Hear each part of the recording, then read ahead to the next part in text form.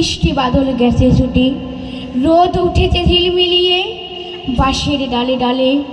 ছুটির দিনে কেমন সুরে পুজোর সানাই বাজায় দূরে, তিনটে শালিক ঝগড়া করে রান্নাঘরের চালে।